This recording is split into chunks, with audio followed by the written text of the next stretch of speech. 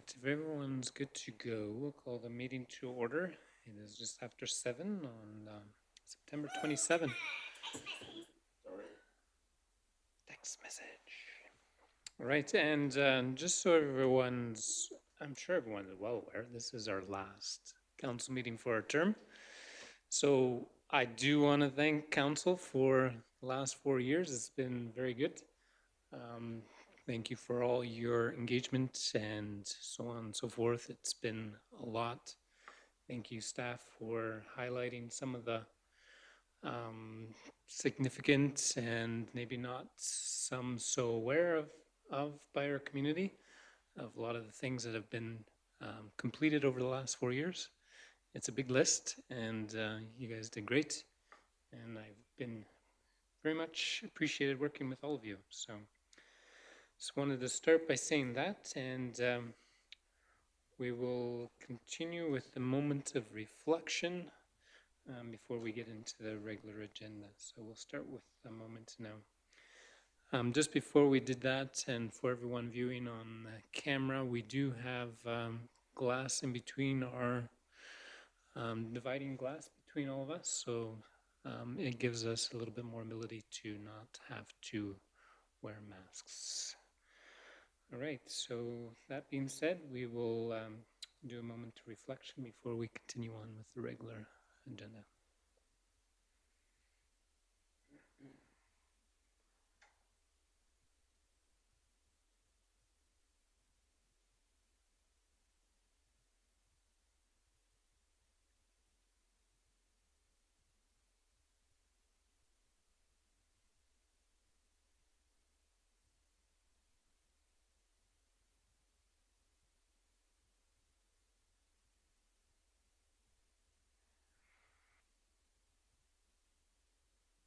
All right, thank you all.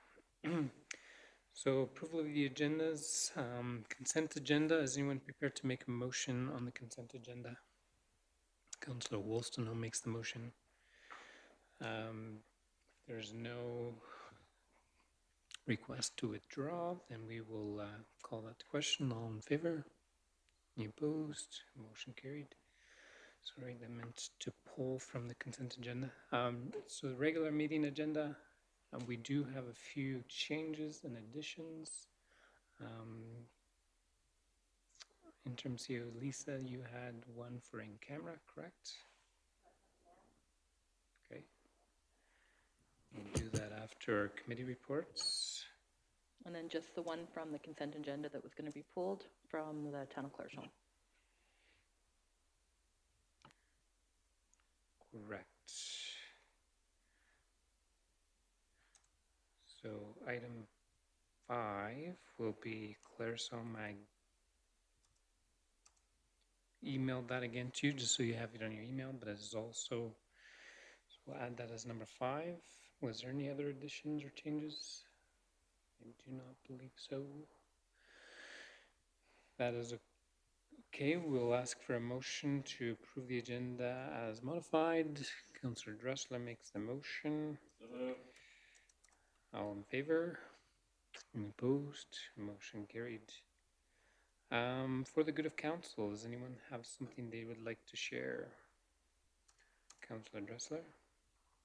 Yes, Your Worship, I do have 2 things to share. First, I would like to recognize the Fort McLeod Fire Department and all the surrounding fire departments that are currently still engaged with the Bale Shed Fire. The men and women and others that are on those departments are doing a tremendous job right now in keeping it contained and preventing it from spreading any further. So hats off to those that are working. Where is that one, sorry? Wiggerman Farms. Okay.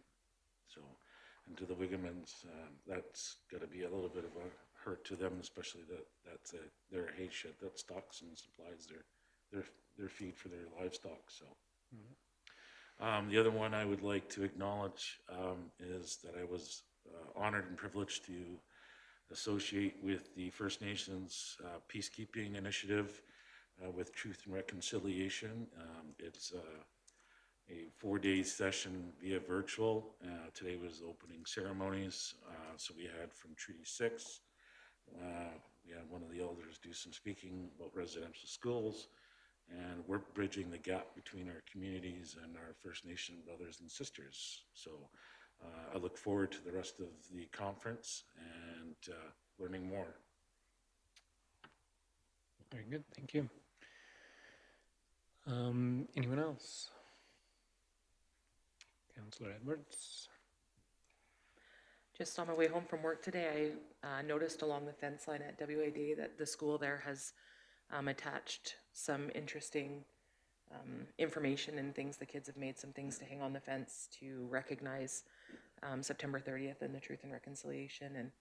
And so they're working really hard over there to make sure that our children are educated. And so that's really nice to see, even though there won't be school that day, they're still taking the opportunity to teach. So that's really great.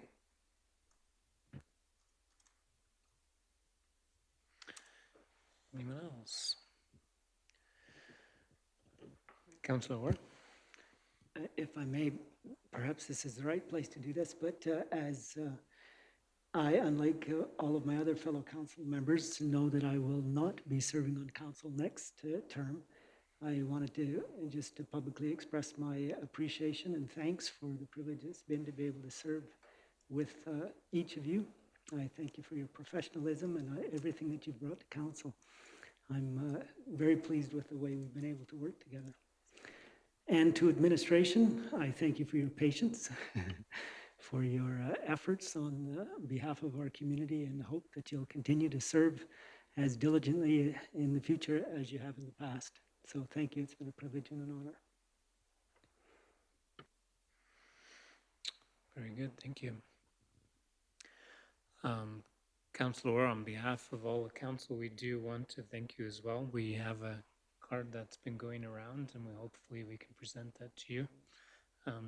Well, we will before the end of the night. So thank you for your commitment to our community. Your ability to sort through the minutiae a lot of times and get into the details has been helpful for us. I know at some point, sometimes you may not have felt so. I know that Marco has especially appreciated it. So you will be forever known for longer emails in response to inquiries, and there's nothing wrong with that. And we've appreciated that ability to sort through a lot of those things. So thank you on behalf of council and our community. All right, anyone else have something they'd like to share? I did want to add, I know this is the first year that we are taking a day to remember truth and reconciliation in our country, and it's just no small thing. So for a lot of people, it's a bit new. Not sure exactly what to do or what to expect, but I do appreciate the community so far and the work they've had, FCSS, the schools, businesses that are shutting down in recognition of this day. It's not a small step to take to remember the pain and the suffering that our community and the Indigenous friends have been through. So I think it is important for all of us to do and to remember. And I do want to acknowledge that it's a good thing for us to hear the stories, to understand the pain, and to be able to work together towards reconciliation and being neighbors to each other and working together peacefully. So I do thank the town for the work they are putting together for that as well. All right. If there is nothing else for now, we will carry on to new business, which we have 5 items, and we'll start with item 1, Royal Canadian Legion, request for a utility bill waiver, and our Director of Finance, Chris Holbeck, would like to speak to this.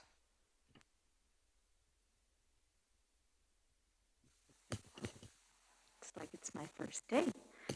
Good evening, Council. The first item I'm going to be presenting on the agenda tonight is a request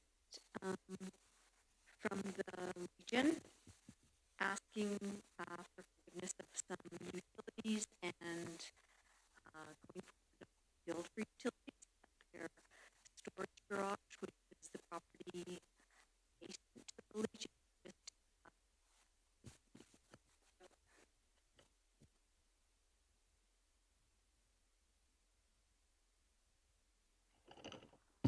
Okay. Oh, there. That sounds better. Sounded like I was a lifetime smoker there for a sec. So the request is from the Legion. They are requesting that their utilities that we've been charging them for the past four months is forgiven, and that the storage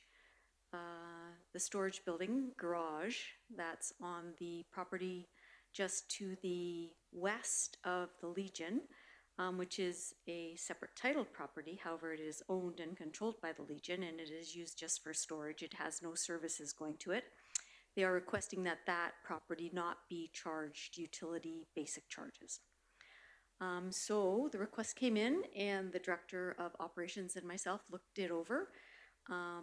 We read over the bylaw. We looked at it to try to be fair and equitable. And we came to the conclusion that we've never charged that property for utilities forever. And just because of this townwide audit, everybody who had a property that didn't get a utility bill started getting one. And so we kind of did the broad stroke, and everybody who never got a utility bill started to get one. And then now people are coming and saying, this just doesn't seem fair. Why would I get a utility bill? It's a storage garage. We don't use it for anything but that. And we do charge the Legion already for utilities at their main building. So the request tonight is for council to forgive the $649.95 that we have charged the Legion for that second property for utilities since this townwide audit went on, and to exempt the property at that address of 121 23rd Street from further utility charges in the future. Thank you. Thank you for that information. Anyone prepared to make a motion to that end?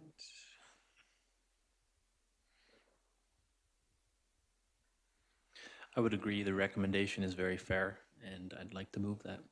Okay, motion as per the recommendation. Any further questions or discussion, Councillor Orr? I don't have any problem with voting in favor of the recommendation, but I do have some questions about the criteria that we're relying on, just in terms of this setting a precedent, and what are the criteria for making an exception to the blanket approach of charging that basic fee for all property owners. So I see in here that you're saying that the Legion is paying the basics on one property, and it looks like that's one of the reasons that you're relying on. But are we in a situation where another property owner who has never used utilities, like what are the criteria that you're going to rely on so that when this matter comes forward after this has been in the paper and others come forward asking for a similar exemption, that we have some consistent criteria to apply? So I will speak first, and then I'll let the Director of Operations speak if he wants to add anything. So from my perspective, my criteria was that it's an adjacent property right next to the main property that are both owned by the same owner. And if I guess that would be my argument, is if it was a consolidated property and there was a garage on it and the main building on it, we wouldn't be having the conversation. So that was my criteria for it. And if somebody else came forward and they had two adjacent lots, and one was a operating business paying utilities and one was just a shed with no services, I would be coming to council in the same fashion. And I'll let the Director of Operations speak now. I think that to add to that, and it's a good question, Councillor Orr, because I think in this situation, there's going to be a number of people who approach us for this, and there has been since the utility audit took place.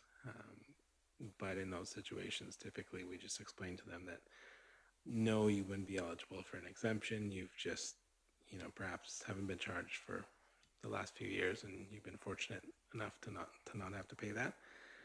In this particular case, what I would add to Chris's comment is that we looked at it as kind of a not-for-profit organization that's running that. So we sort of used our judgment to have that latitude with them, seeing that it was sort of unfair to be charging them both properties.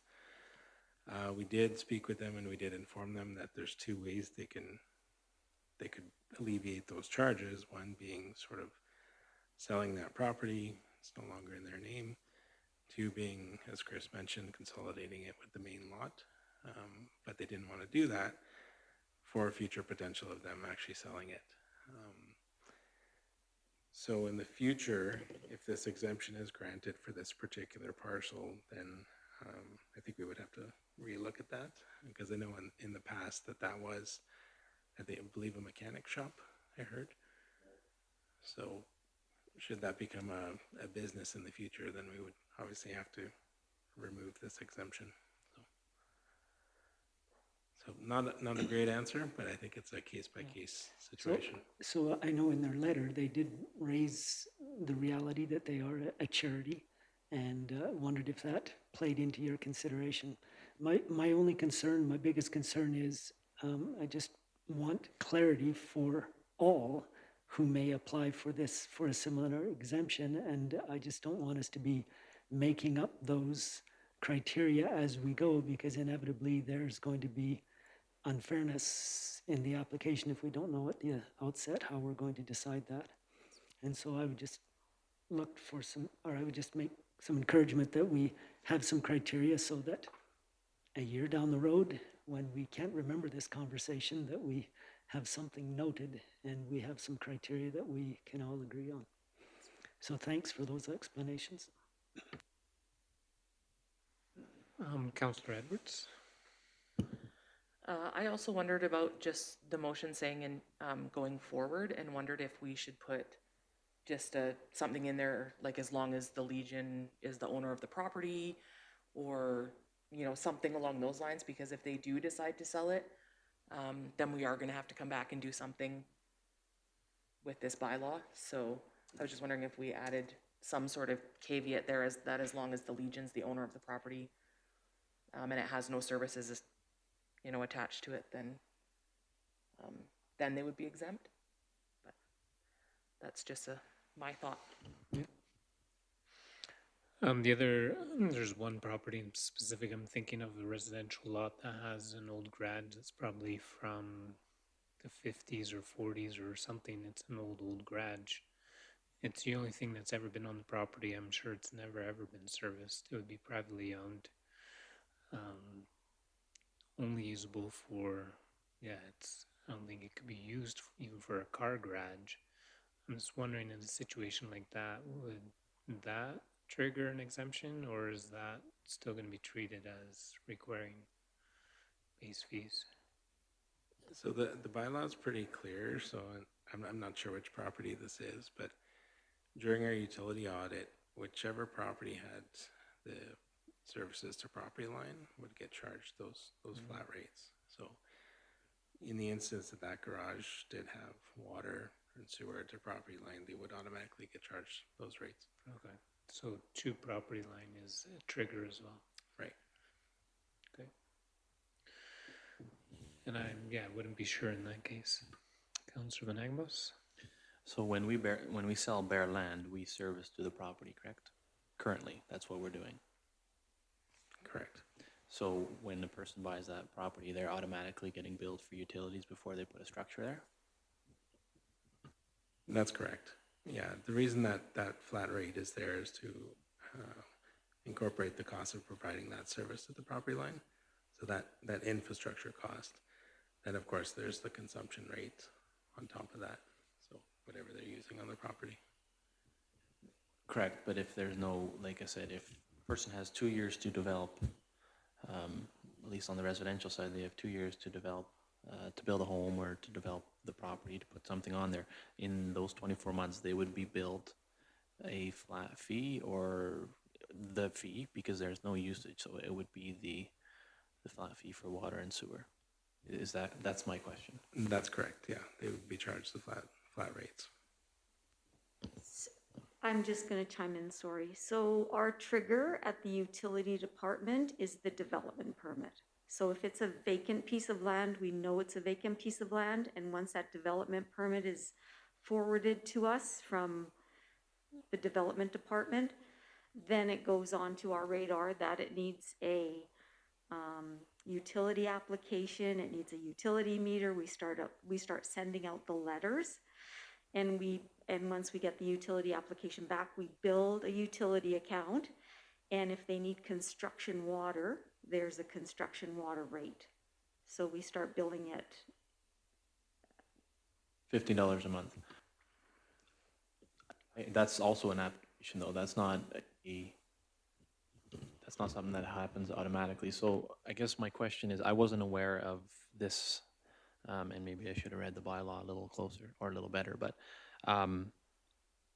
so here's a question based on a current lot. So the property where 7-Eleven currently has a development permit for now 2 years plus, because they've extended, they are getting billed monthly for something that is, it's a bare lot. It's 100% bare, because that's the way I'm interpreting this. If the development permit triggers it, development permit doesn't put a building there. People do that to plan something, but it doesn't always happen. Because I don't think we've ever had that specific discussion on what triggers flat rate on utilities. So the development permit triggers our department to know that something's going to be built there. It doesn't mean we start a utility account immediately. We usually wait for the development to happen, for them to need water, and then we start then we start our stuff. So I think, Director of Operations Adrian, you would agree then with Chris that we're not billing on vacant lots, correct? Yes, thanks, Chris. Yes, so that's a correction. So we are not billing utilities on vacant lots. And I I think understand this is not a vacant lot. at this point, we've probably not run into a scenario where we started billing on a vacant lot once the development permit went into effect since the audit. But I feel that if that were to happen with the lands we have for sale and plan to sell, I think we're going to get some serious negative feedback on that. That's just my personal feel, but people aren't necessarily in favor of paying. The argument of having a facility there or having your utilities to the property and them not hooking up to it is different than you pull the development permit and we're billing you. So I guess it's a whole different discussion that maybe doesn't belong in this motion, but I feel like we're going to have some negative feedback from potential developers. That's my opinion, I guess. So that probably is a separate discussion. We could deal with this one first. If there's any questions that administration has based on that feedback in this discussion, and if there is a justification to review that bylaw, I don't think there's a need based on what I'm hearing from our Director of Finance, but in regards to this motion, the motion is made. I think there was a suggestion to have an edit on the motion. Councillor Orr, you had a comment first? Well, I was just going to mention that given the discussion that is to follow on what triggers this charging on these basic services, I think it's wise for us to isolate this particular situation and therefore, a reference to the Legion, as Councillor Edwards has mentioned, or something to that effect, so that at least we've narrowed this decision very narrowly, which gives us a latitude to set the criteria that won't conflict with this, nor others who might want to follow this precedent that we're setting. Yeah, I agree with Councillor Edwards that the recommendation is too open-ended, and it seems like it's into perpetuity. It never ends. So to actually put like if they do sell the garage and someone wants to use it for a business, then that would trigger a change, so. And that would be a friendly amendment to the motion? Yeah, Yeah. we could last line to exempt the property and instead say exempt the Legion, because that speaks to the Legion only, nobody else. Does that satisfy your concerns, Councillor Edwards, Councillor Orr? Any other discussion? Any other feedback from administration before we go to question? We, from administration's perspective, we'll review our procedure for vacant properties and when our procedure kicks in and when they begin to get the bill for basic charges versus when they get started charging for consumption and construction rates, the whole thing. So we'll take a holistic view on that. Okay. Councillor Dressler? I think the clarification on just the vernacular of using it as vacant, it's not. There is a structure on it that has power. So that kind of saying is as being vacant, I think we would just say as a facility that's just used for storage. I think we'll just leave it at that because vacancy would keep saying as there's nothing on it. There's a building. So just for clarification on that. Sounds good. Is everyone clear on the motion? Any further discussion, debate? Seeing none, call to question. All in favor? Any opposed? Motion carried. All right, moving on then to item 2, reserve transfers, Director of Finance, Chris Holbeck. Good evening again, Council. This is the second item on the agenda for me. So, as the former CAO had requested, she was hoping that we would be doing more reserve transfers earlier on in the year versus waiting for them all at the end of the year. So I'm trying to stay ahead of this. Council has done one reserve transfer where we took the 2020 surplus and we moved it into specific reserves, and we moved the MD of Willow Creek's repairs and maintenance grant, part of their recreation ICF with us, into a reserve. The next part is tonight's reserve transfers, and the first one is the town's matching amount for the recreation fund agreement. So the MD of Willow Creek every year will give us $12,300, and according to our agreement with them, we match that amount and it gets transferred into the same reserve fund. So that's the first one. The second one is we, after realtor fees and legal fees, we have about $129,000 net surplus from the sale of the courthouse. So I'm recommending that we transfer that into an operating reserve. The third one is our net filming revenues from Last of Us. And after amounts were paid to external organizations for any kind of costs or services that they provided to the town for that filming, and us transferring amounts to internal departments, fire, public works, and facilities each got some revenue to offset their costs in time. Our net revenue from that is about $31,000, and I'm proposing that we also transfer that into an operating reserve. And the final one is our annual repairs and maintenance amount that we put into our G.R. Davis maintenance fund for the future. We add $25,000 to that annually because when, I'm sure coming down the road, there'll be a capital project on this building, and because we are a 50% owner of it, we will be asked to pay 50% of the cost. So those are the 4 amounts that I'm asking to be transferred into reserves before the end of the year. Very good, thank you very much. Is anyone prepared to make a motion based on the recommendation? Councillor Edwards makes the motion. Is there any questions from council for administration? I was curious on the 129,000, why operating instead of capital?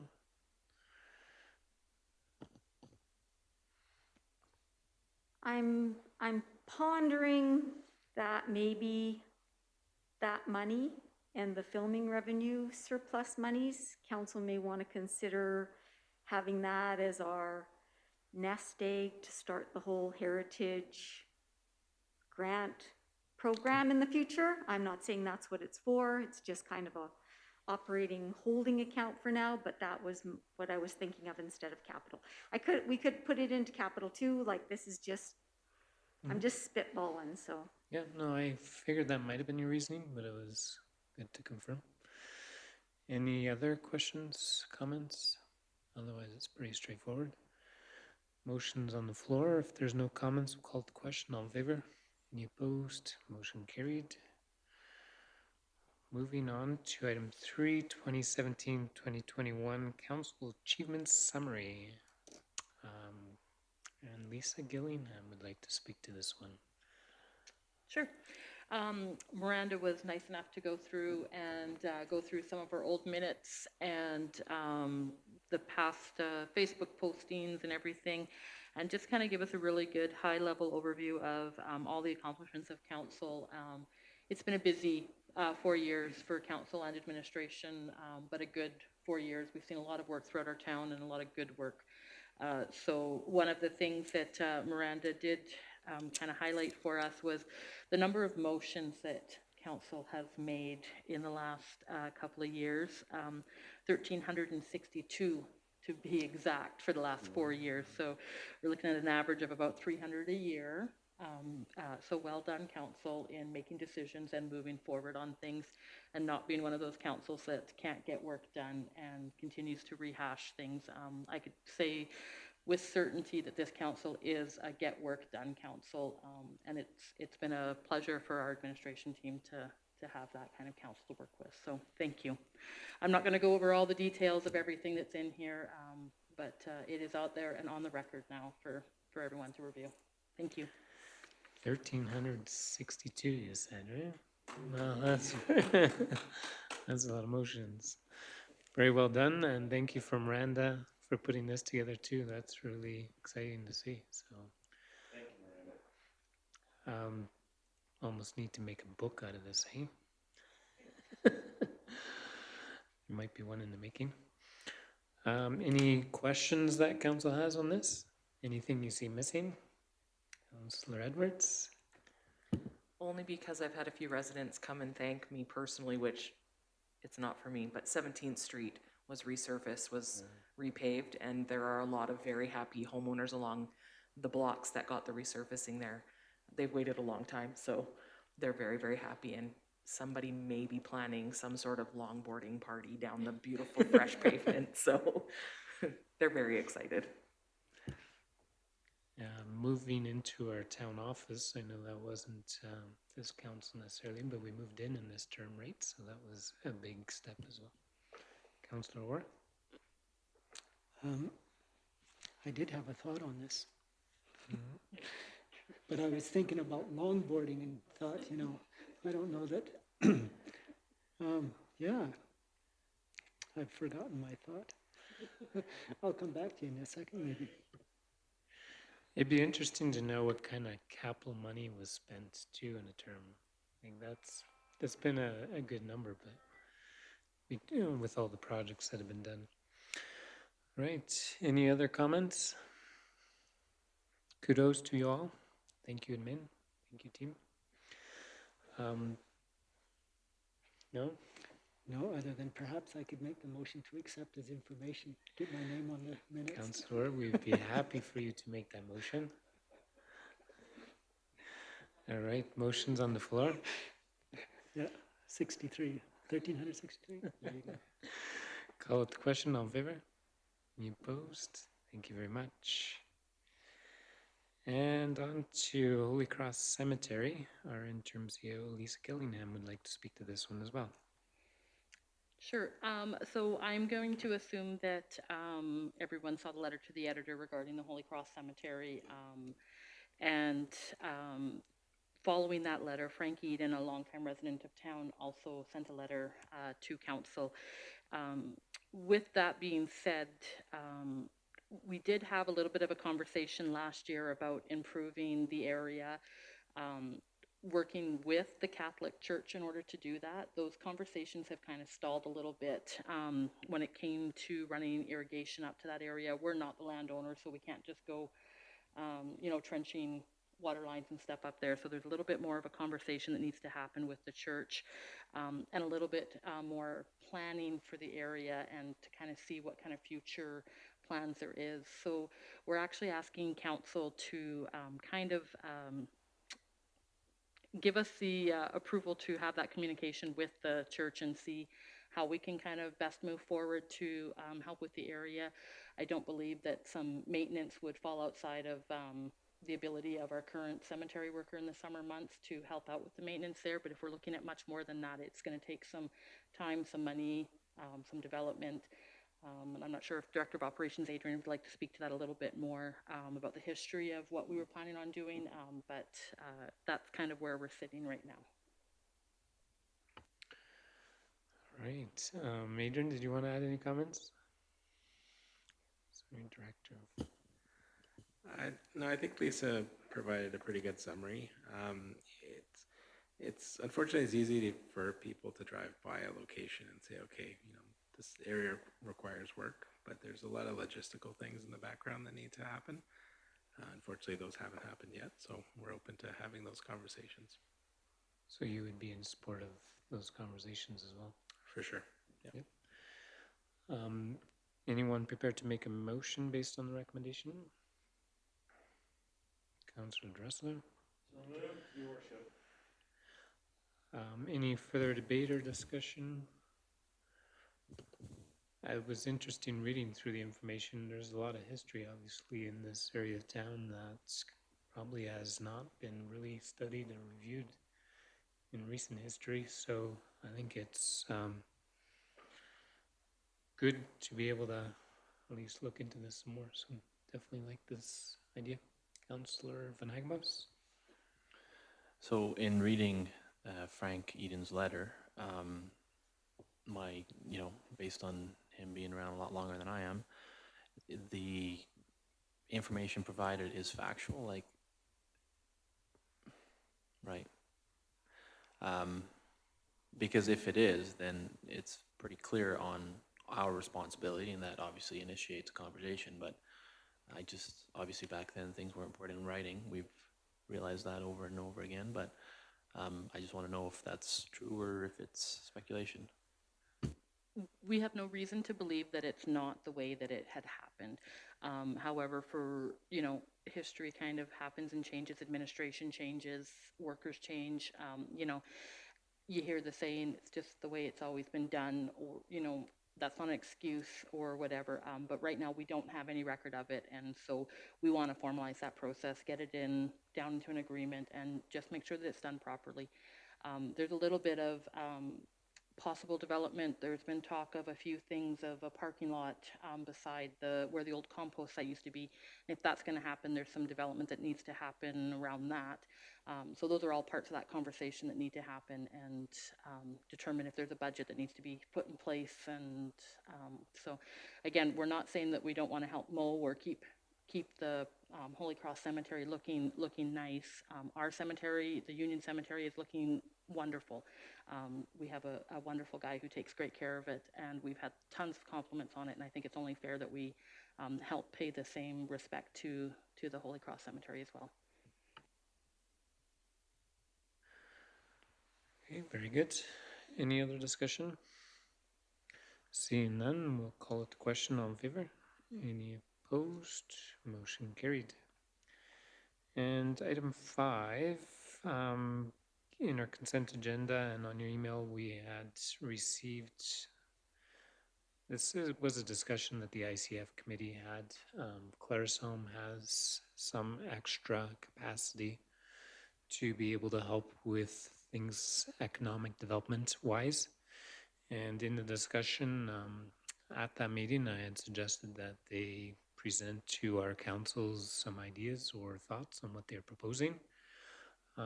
The way this letter came to us, I thought they'd have a little bit more preliminary thought into what they were thinking or how it would get done. But I think they first want a motion from our council just saying we're interested in talking about it, seeing what options are available, and if it's something that would work well for our community. So if council is so interested, a motion to direct administration to continue discussing with the town of Clarisholm would be appreciated, and I think would be well worth the discussion anyways. Is anyone prepared to make that motion? Councillor Monteith makes that motion. I don't think we need anything else in the motion for now, right? Skillingham. All right. If there's no further discussion on that, I'll call the question. All in favor? Any opposed? Motion carried. All right, and I do not believe we have any administrative or committee reports, so a motion from council to go in camera for a land discussion. Councillor Wolstenholme makes the motion. All in favor? Any opposed? Motion carried. We will go in camera. Thank you.